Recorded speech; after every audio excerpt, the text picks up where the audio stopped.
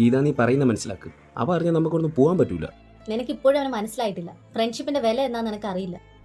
ആ ചെറുക്കണ്ടല്ലോ, അടയ്ക്കാക്കുരുവിലെ പ്രായമുള്ളപ്പോൾ അവന്റെ അപ്പം കണിയാണാൻ വെച്ചിരുന്ന മുഴുത്ത കാളെ പിടിച്ച് മാറ്റിയിട്ട് മുഴുവൻ കാളായിട്ട് ഇപ്പോൾ നിന്നവനാണ് ആ ചെണുക്കൈ. അതാണോ ആര്യ? അതെ, ഞാനാണ് ആര്യ. ഇതാണ് ഗീത. ഗീത, ഇതാണ് അജയ്. അജയ്, ഇതാണ് ഗീത. അജയന്റെ ബെസ്റ്റ് ഫ്രണ്ട്. ആര്യ ആര്യ, അജയന്റെ ബെസ്റ്റ് ഫ്രണ്ട്. ഞാൻ പറഞ്ഞില്ലേ ഇത്രയും സ്നേഹമുള്ള ആര്യ ഒറ്റയ്ക്കാക്കി പോകണ്ടെന്ന്. അജയ്, ഞാൻ പറഞ്ഞില്ലടാ, അവളാൾ ശരിയല്ലേ. അവൾക്ക് വേറെ എന്തോ സെറ്റപ്പ് ഉണ്ട്. ഇത് ഞാൻ നിന്നോട് പറഞ്ഞെന്താണെന്നറിയാമോ? അജയന്റെ ബെസ്റ്റ് ഫ്രണ്ട്. ആരൊക്കെ വന്നാലും ഇല്ലെങ്കിലും ശരി, അജയ് ഇവിടുന്ന് പോകും. അവനാ പറഞ്ഞതിൻ്റെ അർത്ഥം അവന് വേറെ ആരും ഉണ്ടെന്നല്ലേ? അവൻ നിന്നെ ചതിക്കും, ഉറപ്പാ. കാരണം എന്താണെന്നറിയോ? അജയന്റെ ബെസ്റ്റ് ഫ്രണ്ട്. ആര്യയുടെ നീ ചുമ്മാ പിള്ളേരെ തമ്മിൽ കുത്തിത്തിരിപ്പിക്കുക. ആര്യയുടെ അമ്മ, അജയന്റെ ബെസ്റ്റ് ഫ്രണ്ട്. അജയുടെ നീ ഇവിടെ കിടന്ന് കറങ്ങാൻ റേഷൻ കടയിൽ പോയി ചോപ്പ് അരി അടിച്ചോടെ. അമ്മ റേഷൻ കട എടു, ഞാൻ പോവാ. അജയന്റെ ബെസ്റ്റ് ഫ്രണ്ട്. എന്നാ അജയ് ഒരു കാര്യം ചെയ്യും, ആ വെള്ളത്തിയിട്ട് നിൽക്കടുത്ത് കഴിവ്.